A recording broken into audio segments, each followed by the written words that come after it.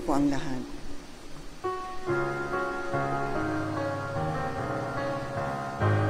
Sapat ng Panginoon,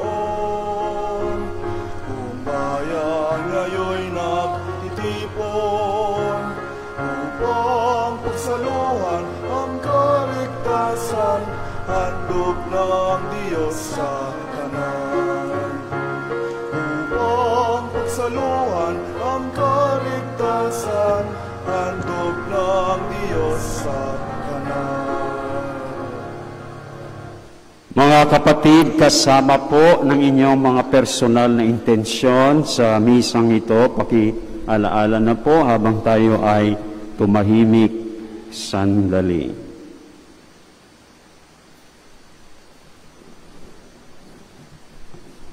At kasama po ng intensyon ng iba pa nating mga kapatid na nag-alay ng misang ito,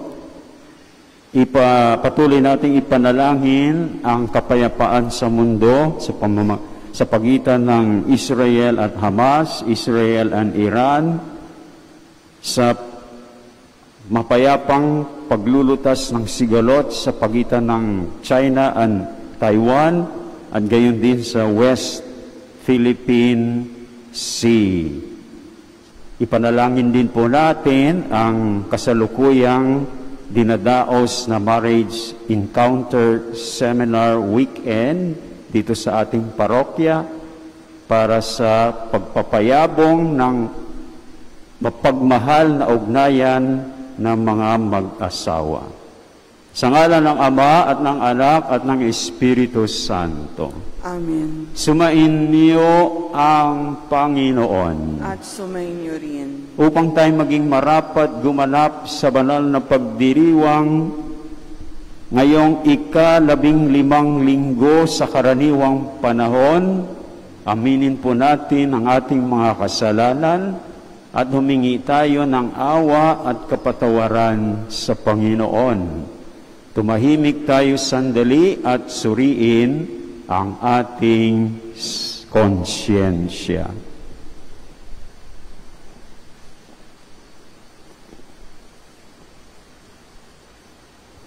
Panginoon, kaawaan mo kami. Panginoon, kaawaan mo kami. Kristo, kaawaan mo kami. Kristo, kaawaan mo kami. Panginoon, kaawaan mo kami. Panginoon, kaawaan mo kami. Kaawaan tayo na makapangyarihang Diyos, patawarin tayo sa ating mga kasalanan at patnubayan tayo sa buhay na walang hanggan. Amen. Dahil sa awa at patawad ng Panginoon, magbigay po tayo ng papuri sa Diyos.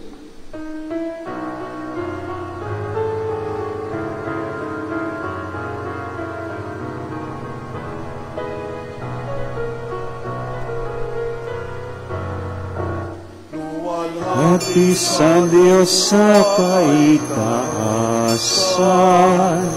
kaloob sa lupa ay kapayapaan. Pinupuri ka, ipinag-arangan, sinasamba ka namin sa dakila mong kalwalhatian. Panginoon naming Diyos, Hari ng langit, Amang makapangyarihan, Panginoong Jesucristo, bugtong na anak ng Diyos, Kordero ng Ama, ikaw na nag-aalis ng mga kasalanan sanlibutan. Tanggapin mo ang aming kahilingan, ikaw na naluluklok sa kanan ng Ama. Maawa ka sa amin, lamang ang banal, Panginoon Jesucristo, kasama na sa luwalhati ng Ama. Amen. Amen. Amen.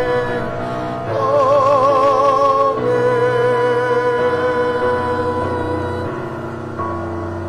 Manalangin tayo. Ama naming makapangyarihan, nililiwanagan ng iyong maaasahang ilaw ang mga naliligaw, na iyong pinababalik sa daan para ikaw ay matagpuan. Ang mga kabilang sa nananalig sa iyong anak ay pagkalooban mong makapagwaksi sa tanang salungat. Sa ngalang Kristiyanong sa iyo'y tinanggap, upang ito ay talagang mapangatawanang ganap sa pamamagitan ni Jesucristo kasama ng Espiritu Santo magpa sa walang hanggan. Amen.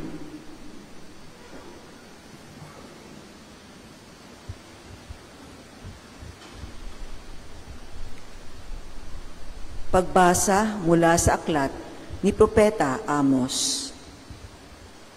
Noong mga araw na iyon, hinarap ni Amasayas ang saserdote sa Betel, si Amos. Bulaan kang propeta, magbalik ka na sa Huda. Doon ka maghanap buhay sa pamamagitan ng iyong panghuhula. Huwag ka nang manghula rito sa Betel. Narito ang pambansang templo at dito sumasamba ang hari. Sumagot si Amos, hindi ako propeta. Hindi ko ito hanap buhay. Ako'y pastol at nag-aalaga rin ng mga punong igos. Ngunit inalis ako ng Panginoon sa gawaing iyon at inutusang magsalita para sa Kanya sa mga taga-Israel. Ang salita, maghahari gawang katarungan, magiging payapat susunod ang madla sa kanyang daan. Ang ibig mo'y ipakita, iligtas kami sa dusa.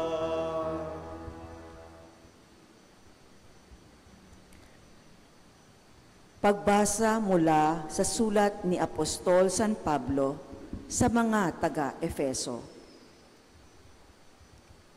Magpasalamat tayo sa Diyos at Ama ng ating Panginoong Hesukristo.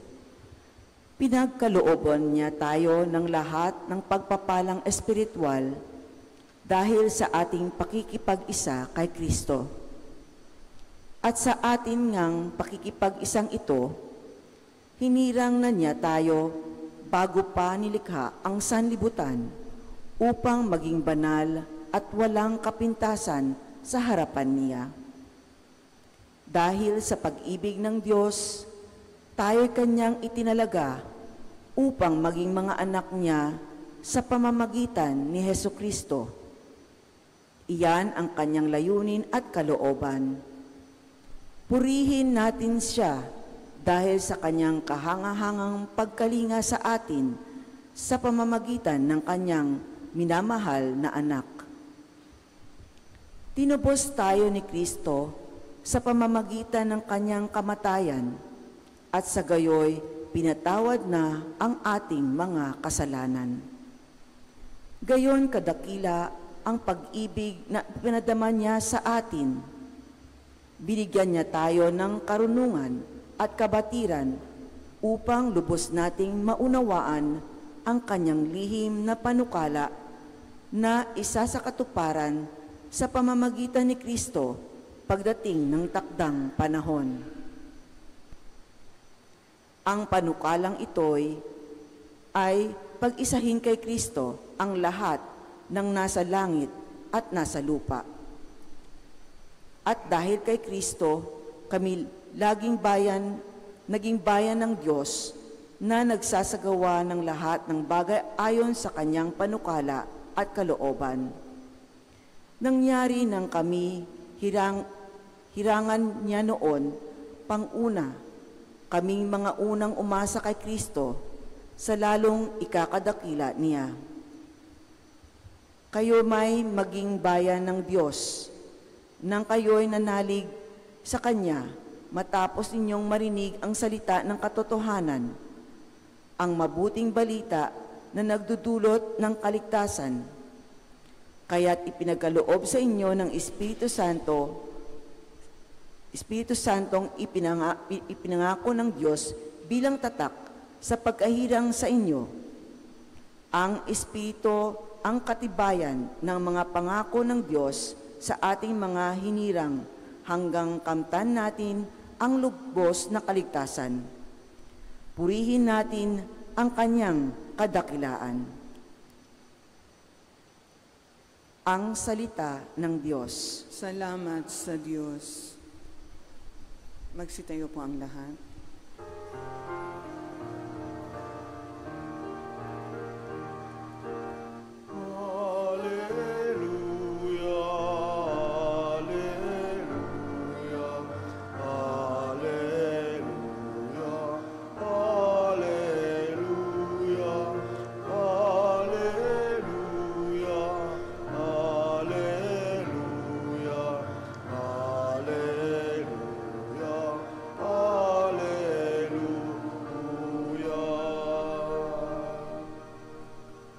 Diyos Ama ni Heso Kristo, kami ay liwanagan mo at tutugon kami sa iyo.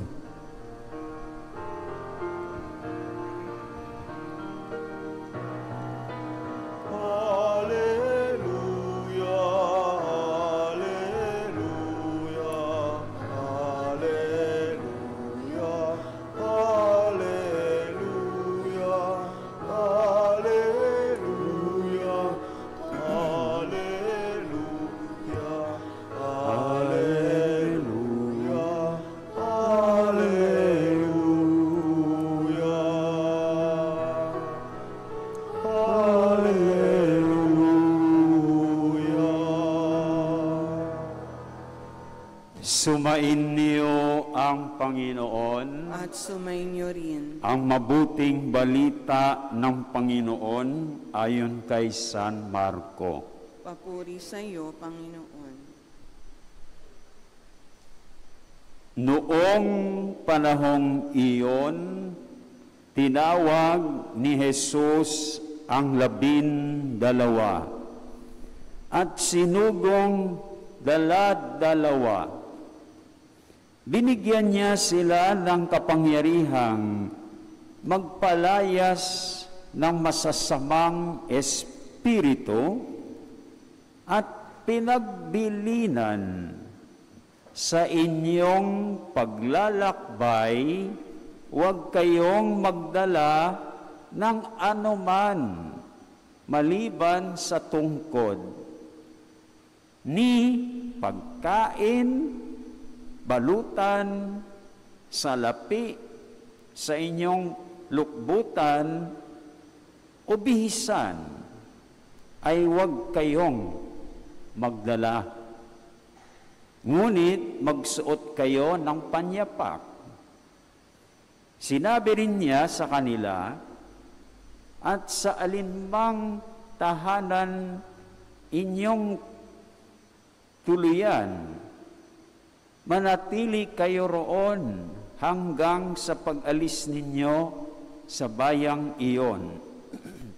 Kung ayaw kayong tanggapin o pakinggan sa isang dako, umalis kayo roon at ipagpag ninyo ang alikabok ng inyong mga paa bilang babala sa mga taga roon.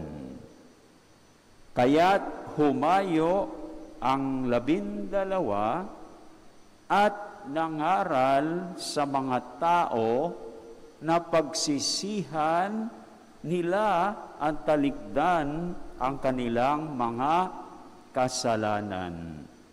Pinalayas nila ang maraming demonyo sa mga inaalihan nito at pinahira nila ng langis at pinagaling ang maraming may sakit.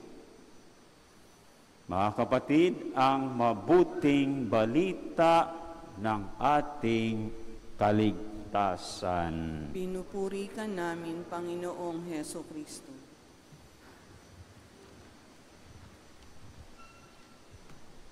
Magandang umaga po sa inyong lahat. Ano man ang mabuting responsibilidad na ginagawa natin,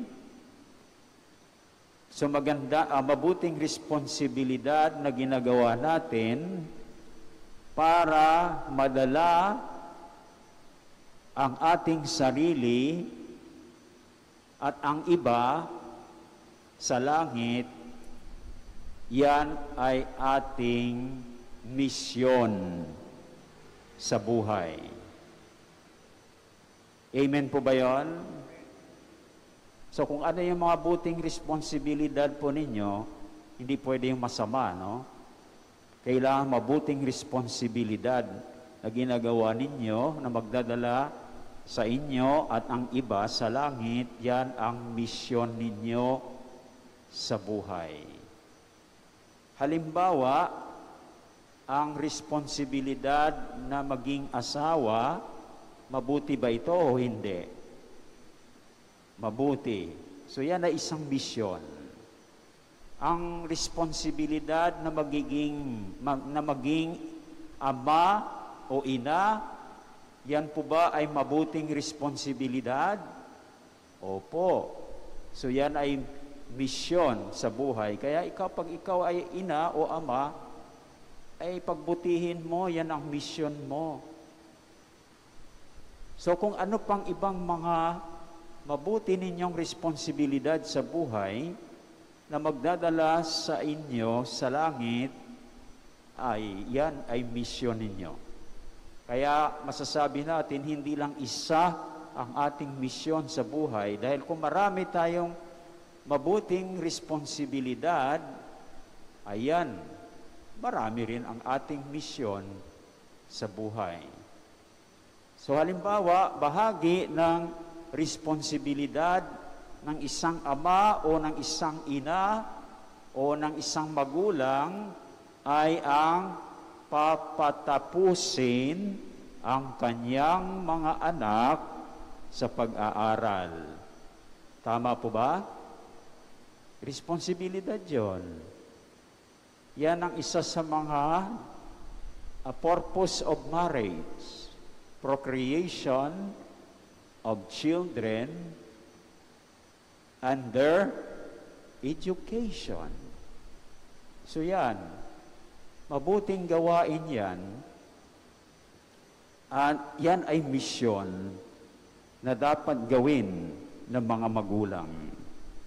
Kaya lang, ang misyon na ito ng mga magulang ay tinatanggihan ng mga anak. Paano? Ayaw nila mag-aral. Gusto ng magulang mag-aral, ayaw nila mag-aral. Anong gagawin dito? Ang sagot ay isang aral na mapupulot natin sa mga pagbasa sa linggong ito, ika-15 linggo sa karaniwang panahon. At ano yung aral? Kung isagawa natin ang ating misyon, kahit na tayo ay tinatanggihan, tayo ay magdadala ng maraming pagpapala.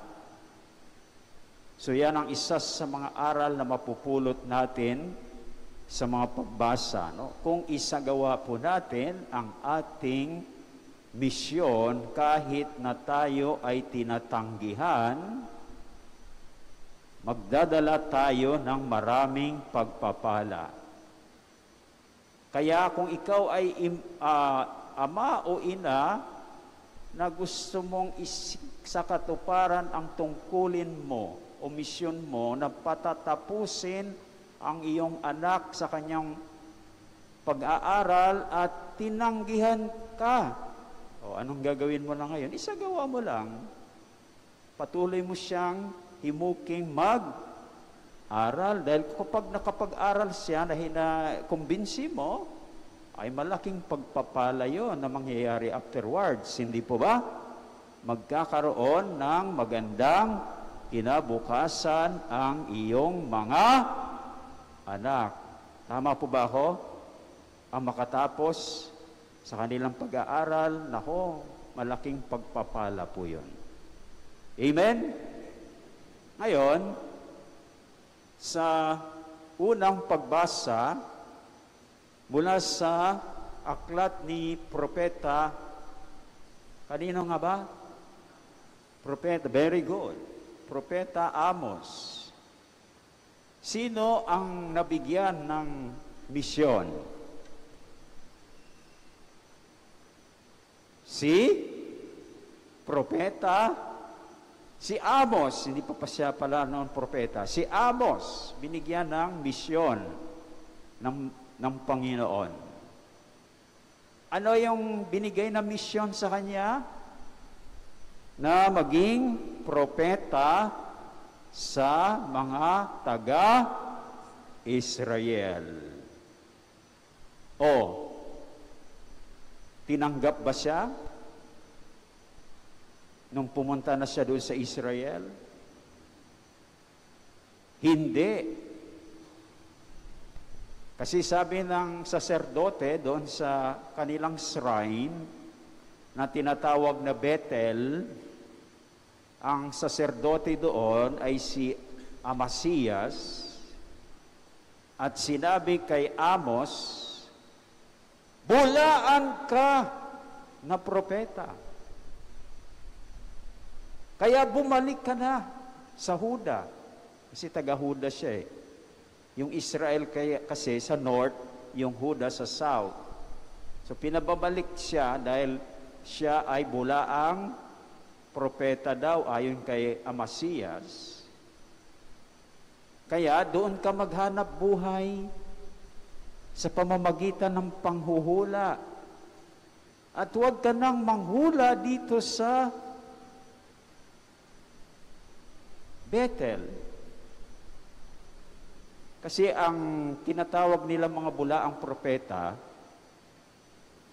kapag ikaw ay propeta at ginagawa mong hanap buhay ang iyong pagiging propeta, ano yon? Bulaan ka ng propeta. Kaya yun ang sabi ni Amasias. Pero sinabi ni, kahit tinanggihan siya, sinabi ni Amos na hindi siya bulaang propeta. Paano? Sabi niya, hindi ako propeta. At yan ay hindi ko hanap buhay.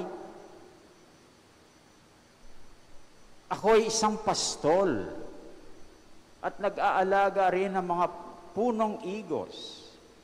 Ngunit inalis ako ng Panginoon sa gawaing ito at inutusan na mangaral sa mga taga-Israel. So sinabi niya, hindi ako bulaang propeta, ako ay inutusan ng Panginoon. Hindi ako, pastol ako eh. Taga-alaga ng igos. Hindi ko naman kagustuhan na maging propeta. Ako ay ginawa ng Diyos na propeta. Kaya dito nakita natin na sa misyon na ibinigay sa kanya ng Panginoon kay Amos, isinagawa niya ang kanyang misyon. Pero tinanggihan. Pero patuloy pa rin niyang isinagawa ang kanyang tungkulin. Sa mabuting balita naman, sino ang nabigyan ng misyon? Sino-sino? Yung 12 apostol. Ano yung misyon nila? Na mangangaral sila sa mga tao para pagsisihan at talikdan ang kanilang mga kasalanan. At may pauna na si Lord Kasi alam niya na tatanggihan din sila. Kaya pauna ng sinabi ni Lord, kung kayo ay hindi may tatanggi at hindi tatanggap sa inyo, anong gagawin daw nila? Sa isang lugar, umalis sila sa lugar na yon at ipagpag ang alikabok sa kanilang mga paa. Ang galing na pala ninyo no? Nakikinig talaga kayo, no? Nakakasagot na kayo na I can read your lips. So, ano ba yung ibig sabihin ng pagpagpag? Yun pala ay palatandaan ng pagkundina sa mga tumatanggi sa mga apostol. Mahirap pala, no? Tanggihan natin yung misyon. May pagkundina pala, no? Mula kay Lord, no? So, ano yung naging pagpapalang dala nito? Ng misyon ng mga 12? Napalayas ang mga masasamang espiritu at napagaling ang maraming may sakit. Sa ikalawang pagbasa naman, mula sa sulat ni Apostol San Pablo sa mga taga-Epeso, hindi naman nasasabing hayagan dyan kung sino ang binigyan ng misyon, pero masasabi natin na ang ating Panginoong Jesus. At ano ang misyon na ibinigay sa Kanya? Na tubusin tayo sa ating mga kasalanan. Ngayon, ano ang mga espiritual na biyaya o pagpapala na dala ng pagsasakatuparan ng ating Panginoong Hesukristo ng kanyang misyon kung makikipag-isa tayo sa Kanya. So may 4 na pagpapala, subalit babanggit lamang ako ng 2. Ano yung una? Ang pagtatalaga sa atin upang magiging mga anak ng Diyos sa pamamagitan ni Hesukristo. Tingnan ninyo ang misyon ni Lord. Yan ang dalang pagpapala. Kung kayo'y mga anak ng Diyos ngayon, yun ay dahil sa misyon ng ating Panginoong Hesukristo. At ang ikalawa, tayo ay natubos sa ating mga kasalanan. At sa gayoy, ibig sabihin, kung natubos tayo sa ating mga kasalanan, ay tayo tinubos ni Kristo, yun ay nangangahulugan na tayo ay pinatawad sa ating mga kasalanan. So yan mga kapatid, no?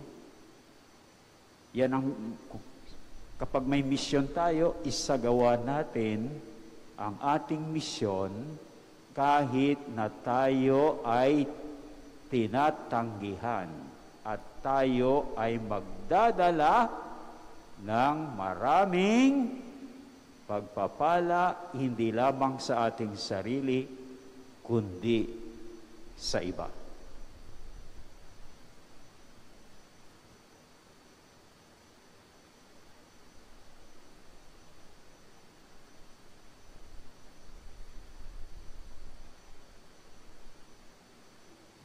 Magsitayo po ang lahat.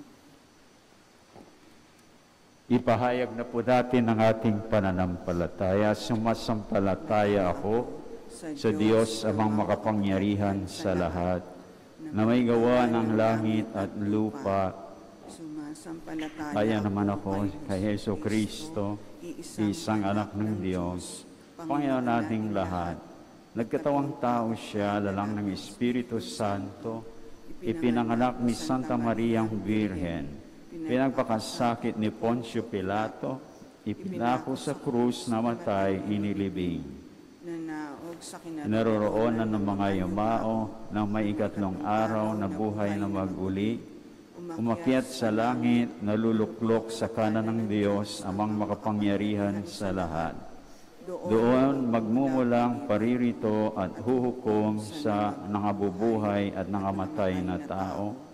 Sumasampalataya naman ako sa Diyos Espiritu Santo, sa banal na simbahang Katolika, sa kasamahan ng mga banal, sa kapatawaran ng mga kasalanan, sa magkabuhay na muli ng nakamatay na tao, at sa buhay na walang hanggan. Amen. Mga kapatid, manalangin tayo sa Diyos Ama ng may buong pagtitiwala upang maging ganap ang ating pananampalataya.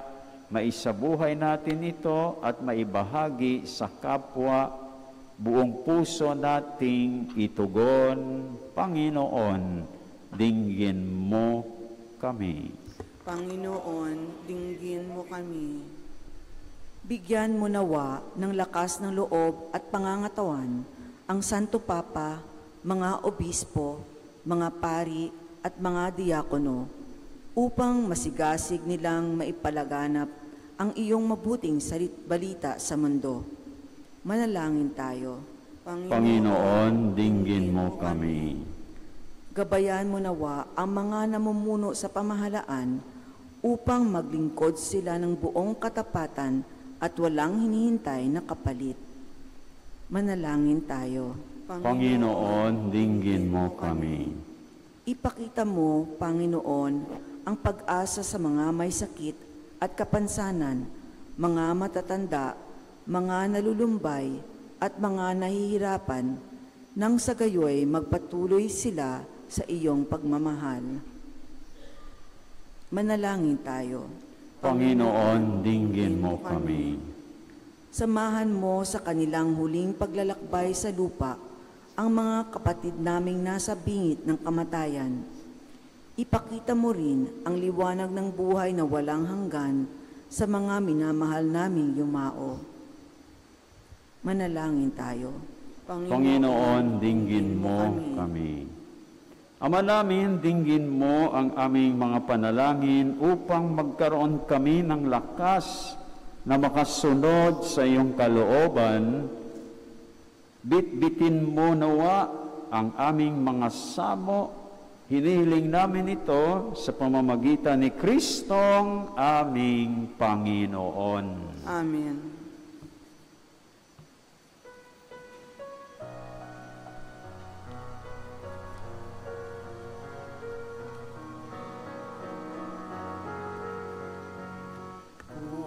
Kunin at tanggapin ang alay na ito, mga biyayang nagmula sa pagpapala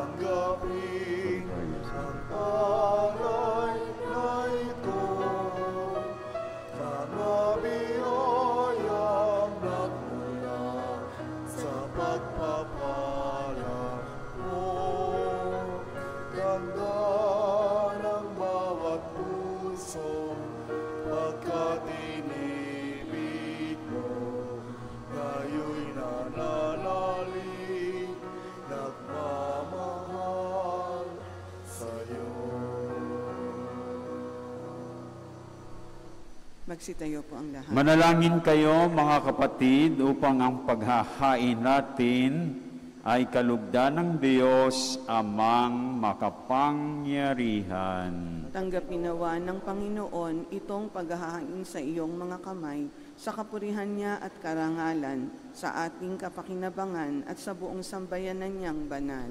Ama naming lumikha, tunghayan mo ang mga alay ng iyong sumasamong sambayanan at tanggapin mo ang mga ito para madagdagan ang iyong kabanalan sa mga nananalig na tunay sa pamamagitan ni Jesucristo kasama ng Espiritu Santo magpa sa walang hanggan. Amen.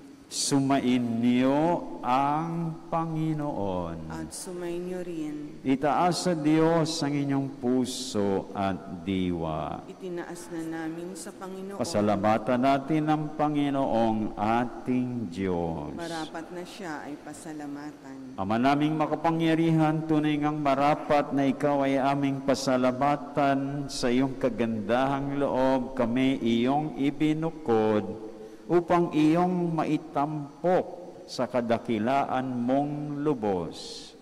Kahit na ikaw ay aming tinalikdan dahil sa aming pagkasalawahan, gumawa ka pa rin ng magandang paraang may manguna sa amin para ikaw ay balikan. Kaya't ang iyong minamahal na anak ay naging isa sa mga taong hamak upang may kapwa kaming makapagligtas sa aming pagkapahamak at pagkaligaw ng landas. Kaya kaisa ng mga anghel na nagsisiawit ng papuri sa iyo, nang walang humpay sa kalangitan, kami nagbubunyi sa iyong kadakilaan.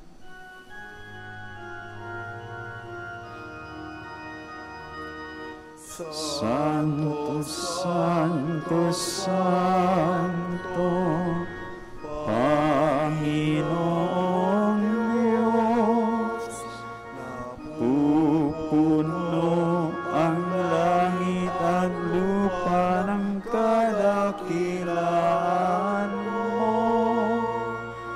Hosana, Hosana, Hosana sa kaitaasan.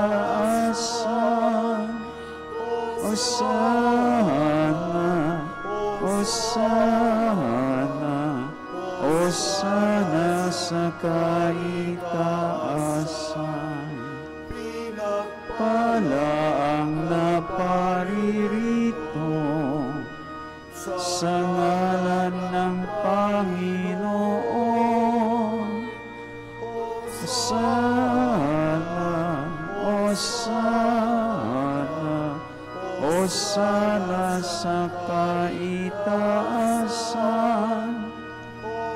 Sana, sana, Hosana sa kaitaasan.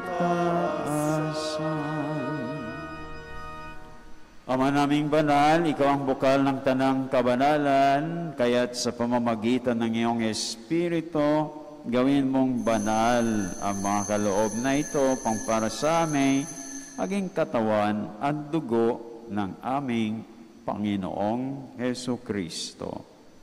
Bago niya pinagtiis ang kusang loob na maging handog, hinawakan niya ang tinapay, pinasalamatan kanya, pinaghati-hati niya iyon, iniabot sa kanyang mga alagad at sinabi, tanggapin ninyong lahat ito at kanin, ito ang aking katawan na ihahandog para sa inyo.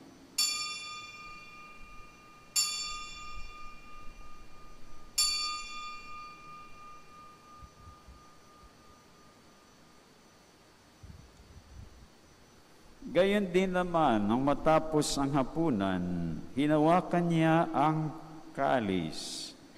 Muli kanyang pinasalamatan. Iniabot niya ang kalis sa kanyang mga alagad at sinabi, "Tanggapin ninyong lahat ito at inumin. Ito ang kalis ng aking dugo ng bago at walang hanggang tipan. Ang aking dugo na ibubuhos para sa inyo at para sa lahat sa ikapagpapatawad ng mga kasalanan. Gawin ninyo ito sa pag-alala sa akin."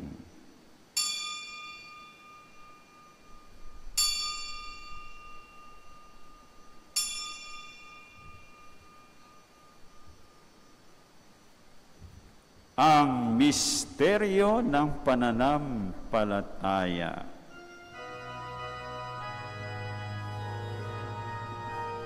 Sa krus Mo at pagkabuhay,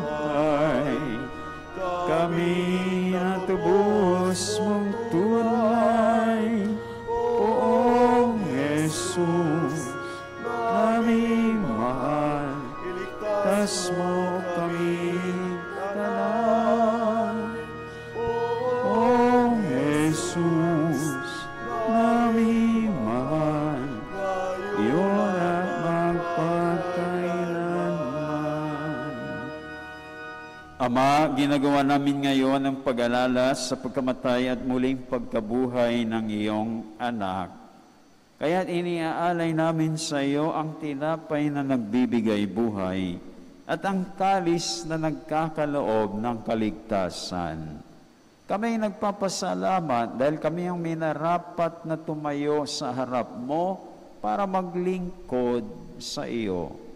Isinasamo namin kaming magsasalo-salo sa katawan at dugo ni Kristo ay mabuklod sa pagkakaisa sa pamamagitan ng Espiritu Santo.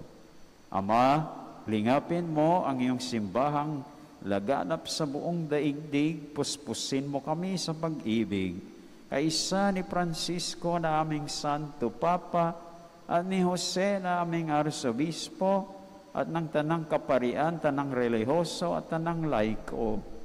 Alalahanin mo rin ang mga kapatid naming nahimlay na may pag-asang sila'y muling mabubuhay.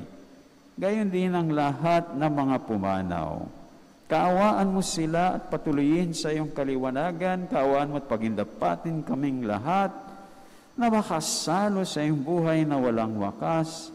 Kaisa ng mahal na Birheng Maria na Ina ng Diyos. Kaisa ni San Jose ang kanyang banal na kabiyak. Kaisa ng mga Apostol San Andres at lahat ng mga banal na namuhay dito sa daigdig ng kalugod-lugod sa iyo. May pagdiwang nawa namin ng pagpupuri sa ikararangal mo sa pamamagitan ng iyong anak na aming Panginoong Hesu Kristo. Sa pamamagitan ni Kristo, kasama niya at sa Kanya, ang lahat ng parangal at papuri ay sa iyo. Diyos, amang makapangyarihan, kasama ng Espiritu Santo, magpasawalang hanggan. Amen. Amen.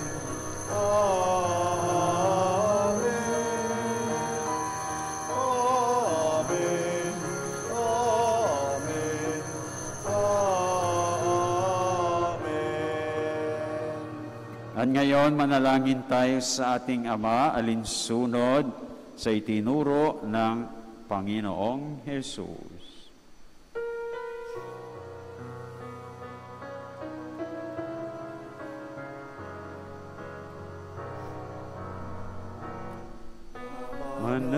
Manawin, sumasalangit ka, sambahin ang ngalan mo, mapasa amin ang kaharian mo, sundin ang loob mo dito sa lupa para nang sa langit.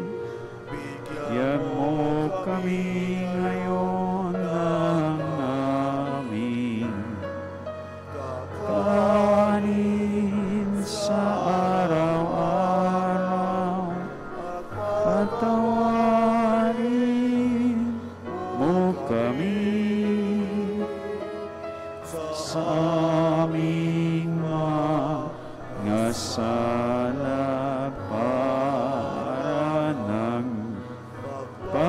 ipatawad namin sa nagkakasala sa amin.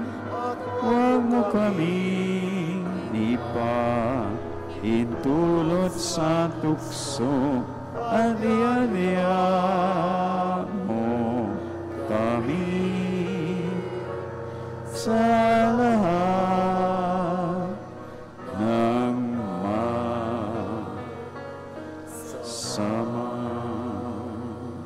Hinihiling namin kami iadya sa lahat ng masama, pagkalooban ng kapayapaan araw-araw, iligtas sa kasalanan at ilayo sa lahat ng kapahamakan, samantalang aming pinananabikan ang dakilang araw ng pagpapahayag ng tagapagligtas naming si Hesu Kristo.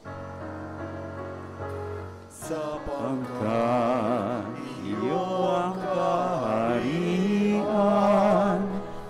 at ang kapangyarihan, ang kapurihan, ang pagkailanman.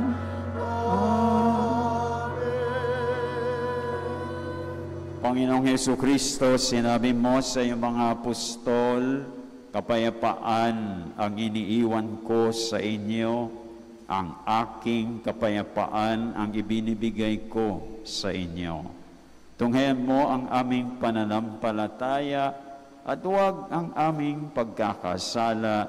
Pagkalooban mo kami ng kapayapaan at pagkakaisa ayon sa iyong kalooban, kasama ng Espiritu Santo magpasawalang hanggan. Amen. Mga kapatid, ang kapayapaan ng Panginoon ay laging sumainyong lahat. At sumainyo rin. Magbigayan tayo ng kapayapaan sa isa't isa. Kapayapaan.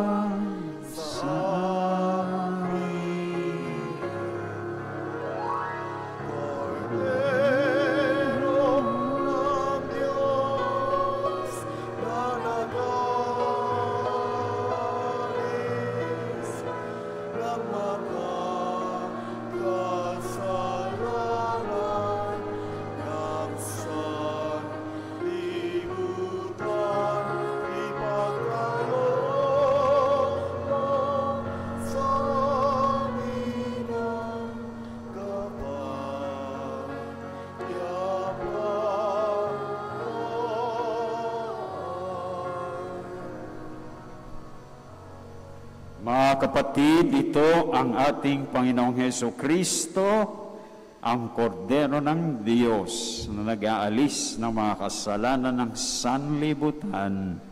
Mapalad kayong mga inaanyayahan sa kanyang piging. Panginoon, hindi ako karapat-dapat na magpatuloy sa iyo, Ngunit sa isang salita mo lamang ay gagaling na ako. Ipagsanggalang nawa tayo ni Kristo para sa buhay na walang hanggan. Amen.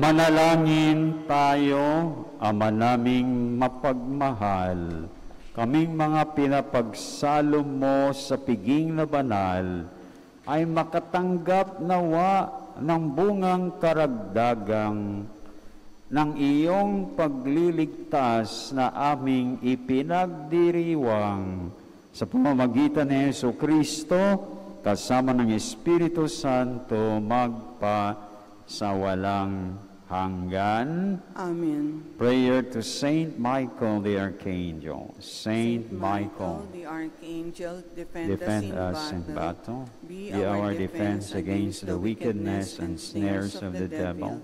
May God rebuke him, we humbly pray. And do thou, O Prince of the heavenly host, by the power of God, thrust into hell Satan and all the evil spirits who prowl around the world, seeking the ruin of souls. Amen. Prayer to our guardian angel. Angel of God, my guardian dear, to whom God's love commits me here, ever this day be at my side, light and guard, to rule and guide. Amen. Prayer for a holy death. Jesus, Mary, and Joseph. I give you my heart and my soul. Jesus, Mary, and Joseph. Assist me in my last agony. Jesus, Mary, and Joseph. May I breathe forth my soul in peace with you. Amen. Praised be Jesus Christ. Now and forever. Jesus, meek and humble of heart. Make our hearts like unto thine, May the Holy Triune God live in our hearts. and in the hearts of all. O Mary, conceived without sin. Pray for us who have recourse to thee. Mary, Queen of the Apostles. Pray for us. Saint Andrew the Apostle. Lead us to Jesus. That in all things God may be glorified. Magsiupo po ang lahat para sa ilang paalala. Para magkaroon po tayo ng synodality sa homilya o pakiisa at pakikibahagi sa homilya, mayroon ng napiling aral na hango sa 3 pagbasa para sa susunod na linggo at mga guide questions para mapaliwanag ang napiling aral. Ang mga ito ay matatagpuan sa pakisagot na pinapost online tuwing Lunes o Martes. Paki-Google ang Facebook page na Mons and Serbo at hanapin ang pakisagot sa timeline nito. Sa susunod na linggo, sama-sama nating sasagutin ang mga tanong. Ang Sunday School ng St. Andrew the Apostle Parish ay may programang catechesis para sa mga 3 pagbasa sa misa sa araw ng linggo bilang paghahanda sa kanilang Sunday School Mass tuwing 3:30 ng hapon. Ang Saap Sunday School ay binubuo ng 4 na grupo: toddlers, children, youth, and parents. Sa mga interesado pong sumali sa Saap Sunday School, ay maaaring magpalista sa ating parish office. Maraming salamat po. Magsitayo po ang lahat. Sumain niyo ang Panginoon. At sumainyo rin. Patuloy kayong pagpalain ng makapangyarihang Diyos, Ama, Anak, at Espiritu Santo. Amen. Tapos na po ang ating pagdiriwang. Umayo kayo at maggalak dahil kung isagawa po ninyo ang inyong misyon, kahit na kayo ay tinatanggihan, magdadala kayo ng maraming pagpapala sa inyong sarili at sa iba. Salamat sa Diyos. Mayo na tipaya, Sinuhod po ang lahat. kanyang pagkalingat habang isa buhay pag-ibig at katarungan, ganda ng kanyang kaharian.